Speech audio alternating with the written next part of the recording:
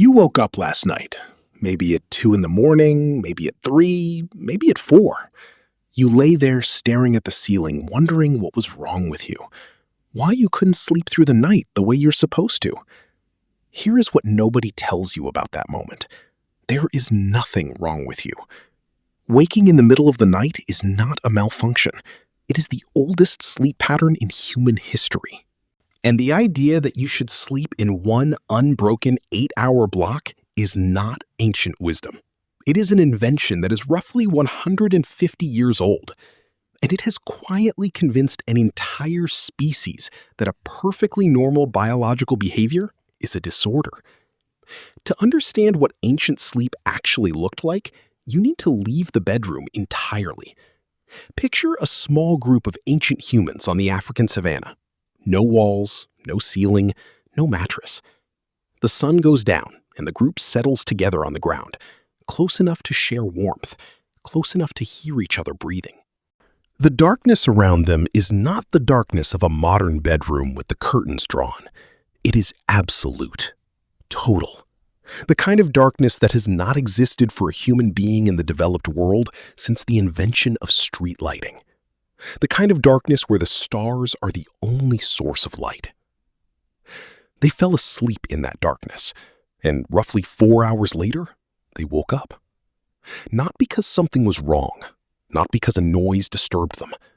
They woke because the first sleep was complete. Because the human sleep system, running the same biological program it has always run, was designed to include a waking period in the middle of the night. Historians call this the first sleep and the second sleep, and for the entire span of human history before the Industrial Revolution, this was simply how humans slept. In 2001, historian A. Roger Eckerch published a landmark paper that had taken him 16 years to research. He had been studying medieval English court records when he kept encountering a phrase he didn't recognize. People referred to their first sleep and their second sleep as two distinct events. He followed the phrase backward through history. It appeared in Chaucer, in Homer, in legal documents from ancient Rome. The two-sleep pattern was not a quirk or a regional habit. It was the universal human sleep experience for all of recorded history. And nobody had noticed it was gone until Eckerch spent 16 years looking for it. The waking period between the two sleeps was not insomnia. It was something else entirely. Now picture that ancient group again. It is the middle of the night. The first sleep is finished. Not anxiously, not with the heart-racing, ceiling-staring dread of a modern person waking at 3 in the morning. Calmly, naturally, the way you surface from a deep dream, not because anything disturbed you, but because the sleep simply completed itself. Some of them lie still and talk quietly in the dark. Not the urgent conversation of daytime, problems to solve, decisions to make, things to arrange. Something slower.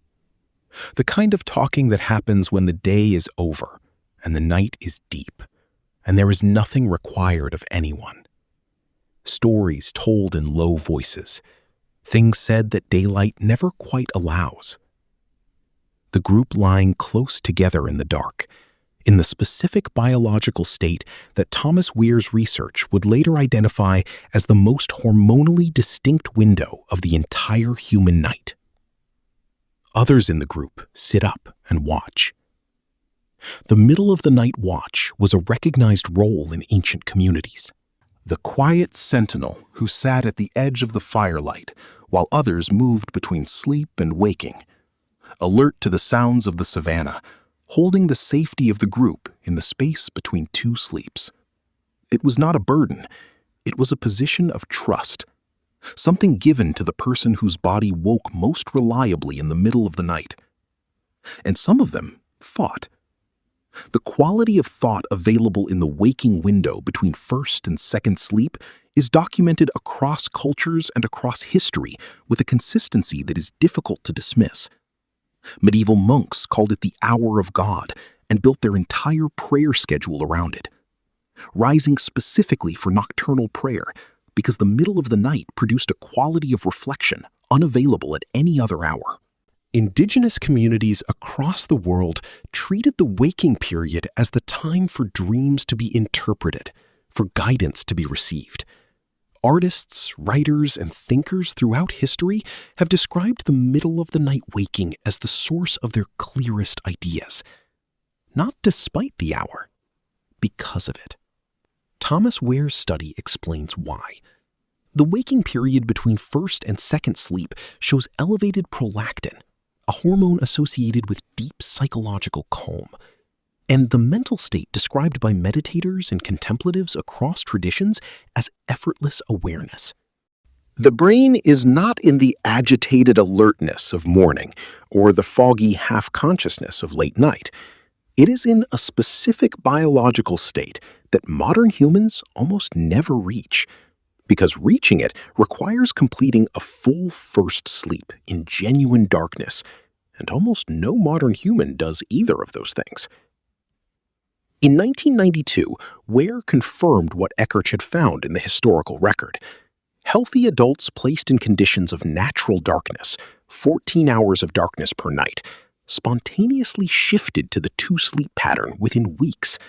Nobody told them to do this. The pattern emerged on its own, from bodies that had been waiting for the right conditions to run the program they were always built to run. But the two-sleep pattern is only part of what ancient humans had that we don't. The darkness they slept in was biologically active in a way that modern darkness is not.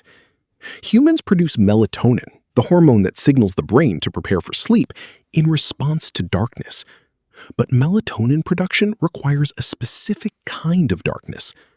The ancient human who slept under a genuinely dark sky produced melatonin at levels no modern human in an urban environment comes close to achieving.